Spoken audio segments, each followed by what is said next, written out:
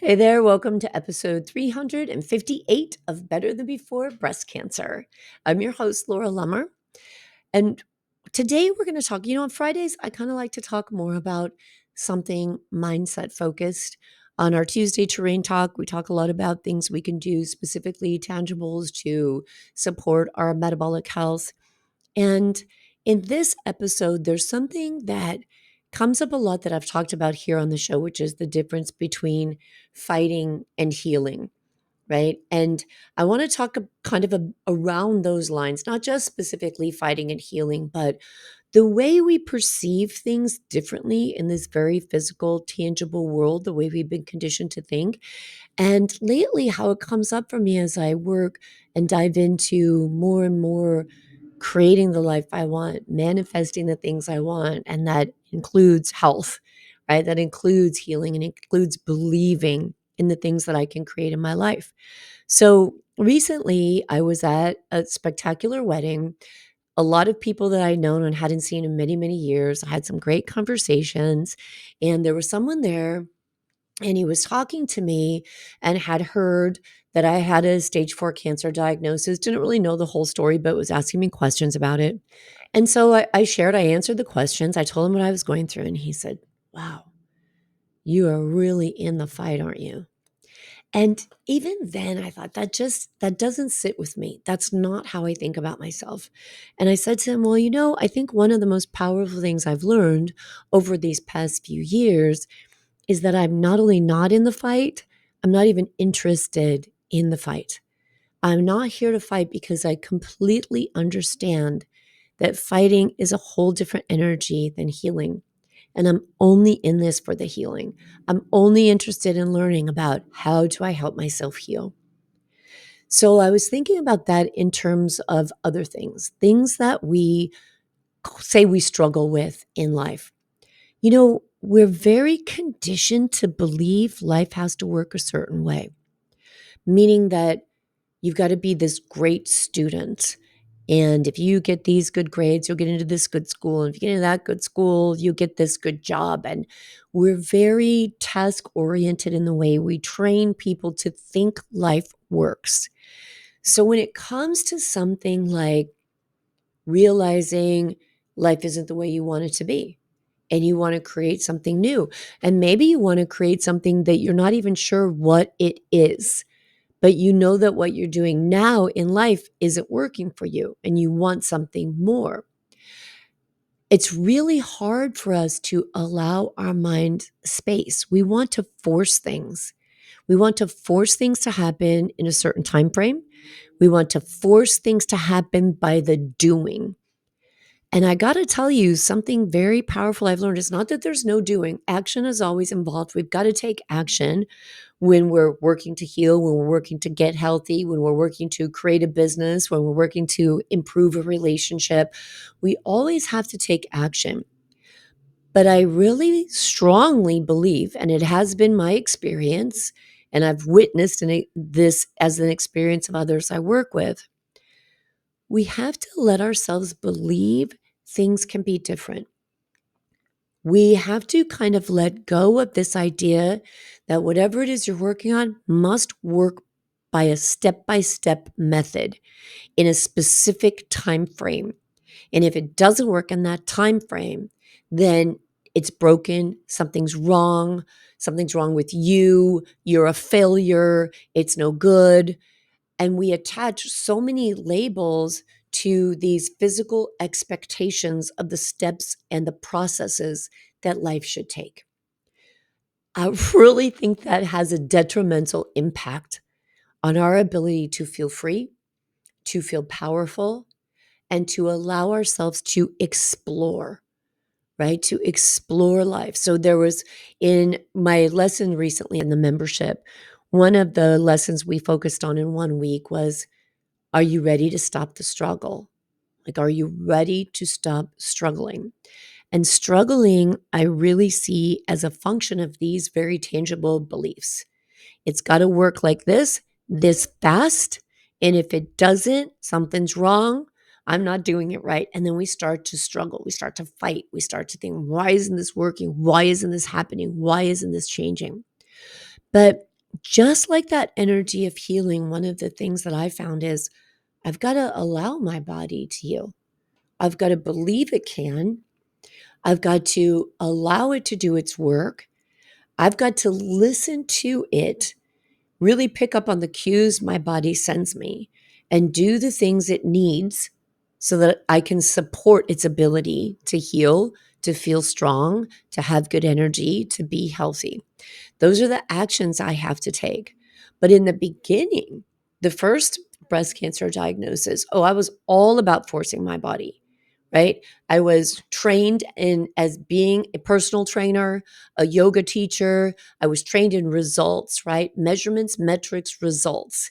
And maybe yoga was a little looser than that, not so much, but still you can take on yoga in a very goal oriented kind of practice. And that's what I did initially, right?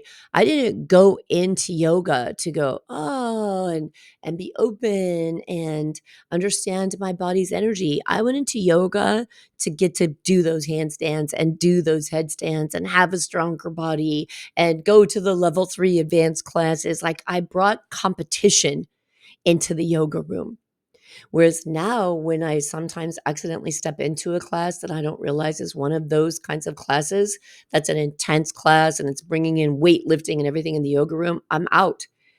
For me now, that space is for me to connect to my breath and the energy of my body and listen to myself. And it's a very important part of my healing. Now, there's a lot of things I like about intense exercise, but I seek out those classes for those purposes. And when I'm going to a yoga class, I want it to be yoga and not competition, right? So when I was after that first diagnosis and I was in that, what I believe to be a healing period, I was forcing it, right? I had all the body monitors on me. If I burned this many calories and taken that many calories and lift this much weight, I should gain this much muscle. If I eat this much protein. And it was just this intensity and this focus, and this body has to work like this because this is what the science says it's supposed to do. And it didn't. It was not on board with my plan, and then that led to a tremendous amount of frustration and anger at my own body, which was super stressful, and I didn't realize it at the time. I didn't realize how much stress I was bringing on myself by judging and forcing myself. Then fast forward after this diagnosis, whole different mindset, right? Now it became, okay, what am I missing? What am I not understanding about what my body needs? And it's kind of like I turn to my body first and say, what do you need? And kind of listen in for those answers rather than say, oh, body, you're going to work like this. And here's the rules and you're going to follow them. I think that one of the really limiting behaviors that comes out of this way of thinking too is this clinging really strongly to this idea of normalcy and going back to normal. I think that's a part of this thought process, because we perceive like normal is good and normal is non-existent. So I don't know why we perceive it's good. There's no normal anywhere. And I think that what I would offer is the beauty of allowing yourself to play, allowing yourself to explore. Like, what if nothing needs to be fixed? What if no one is broken? What if everything is exactly the way it was supposed to be right now, which it is because it is the way it is right now. So that is what it's supposed to be. And what if we could just give ourselves more space to explore and less pressure to fix? Because fixing means that you already have an idea that something's supposed to work this way. And then we go right into forcing, right? If it's supposed to work that way, then it's got to follow these steps and it's got to meet this criteria. So we push. But what if we don't know how it's supposed to work? What if we don't know how it's supposed to be? What if we just need to be open to listening and understanding? A lot of this comes in, I really believe, by listening to ourselves. This is such a hard thing to get people to understand. But again, from my own personal experience, I would say that moving to, I guess, what I call the softer science, moving to this ability to create space and hold space for yourself, to allow yourself time for meditation, to allow yourself time for breath work, to allow yourself, like when I say yourself, I mean more like your consciousness, to really connect to your body and see how it feels and stop doing things that create the feeling of intenseness and anxiety and overwhelm in the body, which is typically when we're forcing ourselves to do something that we really don't love or we really don't want or we really just believe we have to because we're being judged by somebody else if we don't. And so I know it feels like it's so much easier, especially after you've had a breast cancer diagnosis or you've moved into menopause or you're just feeling achy or tired or energy is wrong. And we want to always go to the fix, right? And there's nothing wrong with that. It's I think the approach to the fix, the forcing the fix, the intensity of wanting the fix versus the openness to just acknowledging not that something's wrong necessarily. Let's say you have a body that is achy and bloated all the time and heartburn and indigestion all the time and you're tired all the time. You know what? Your body isn't broken. Your body is trying to stay healthy by sending signals that are saying the what you're doing right now isn't supporting my ability to be healthy. And so I'm bloating. I'm letting you know, please stop eating that because that food doesn't work for this body. But in this life, and we look at it, especially after cancer, and people start telling you, don't eat sugar, stay away from white flour, practice intermittent fasting. And we're going, well, I should be able to do all those things. I should be able to drink the margaritas and eat the chips and salsa and have all the fun. There's another force, right? Why should we be able to do that? Why do we think that's the way it's supposed to be? Because we see it or because it's fun and it tastes good. But if our body is saying, this isn't working for me, it's not that our body is broken. It's that we're focused on forcing. We're focused on fixing to make it work the way you want it to work instead of learning and being open to being playful, open, understanding, and exploring how it actually does work, what it actually does need. And maybe that's how we are in relationships too. Maybe that's how we are in work or in business or in friendships. We've got an idea of how it's supposed to be, and we want to force everything into fitting. I think that this is a really powerful lesson for me as a parent that I wish I would have learned a lot earlier in life. But we think kids are all supposed to follow this pathway, right? And as an adult, I can think back on the pathway my parents determined for me that did not fit me at all. And how hard does that make life as a human being when you know that the pathway someone else says you should fit in doesn't work? Let's talk about childhood trauma. I mean, what is that, right? It's childhood trauma. It's like, but I don't feel that I'm supposed to do that. We got to do it anyway. That's the way you're supposed to do it, to be. And I think it's the same in relationships when we're so focused on fixing a relationship, meaning making it be a certain way instead of allowing a relationship and saying, oh, this is the relationship and this is how it flows and this is how it works. And can I show up and be fully me and fully present in this relationship? To be fully open in whatever capacity it is, whatever relationship we're talking about, in accepting this other person fully as well. And then saying, now, what does this look like? If we don't have to force it to be something we're picturing and we can just be open to allowing it to be what it is right now, how does it feel? What do you have to let go of, right? Because that's really where our work comes in. We have to work through our own stuff of everything we need to drop. But in doing that, we let a lot of pressure off of ourselves because we no longer have to force. We don't have to force anything. So I think that it's just a really powerful kind of shift in opening yourself to allowing yourself to think a new way. Like, is there a possibility you could think differently? Is there a possibility that what you've been thinking about this area in your life you're struggling in, whether it's your health or something else, you've been thinking is supposed to work like that and it's not working like that? Is there a possibility that it could work some other way? I use a couple of tools in my coaching practice, thought downloads and the self-coaching model.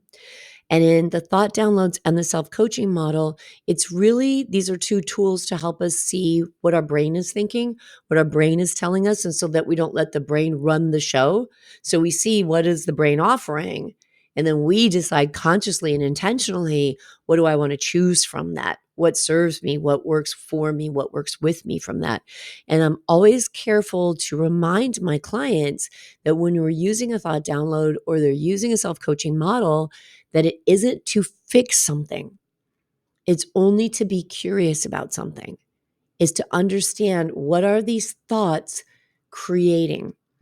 What results am I living with because this thought is leading me to take these actions, and these actions are creating this result, right? So the thought that I originally had, that my body is supposed to work this way, it's calories in, calories out, protein intake, and specific overload on the muscles. And if I do these things, I'm going to be lean, I'm going to be strong. And those thoughts drove the actions of forcing everything and created the result of really nothing moving and me ending up being very frustrated with my life. So it wasn't until I was willing to accept that and really stop and look at things differently and accept this idea of being more gentle on myself instead of being harder on myself as a possibility. It was a shift of, maybe it's possible that being kinder to myself is going to be more effective than being harder on myself. So I want to offer that to you because in my work to support other women going through this, going through a breast cancer diagnosis, recreating their lives, healing their bodies, following their passions, just looking for the joy, I see way too much of forcing, fixing, fighting. And I just want to offer that if you've been down that road, or maybe you even think that's the road you have to go down and it doesn't sound good, so you don't know what other direction there is, allow yourself some just space to play and explore and ask, maybe there is another way. Maybe the way I was taught to think or the way I was told things had to work, maybe there is another possibility. And you can explore that for yourself and figure out, like, what's your way? Just like our bodies are so bio-individual physically, like, what's your way through this life?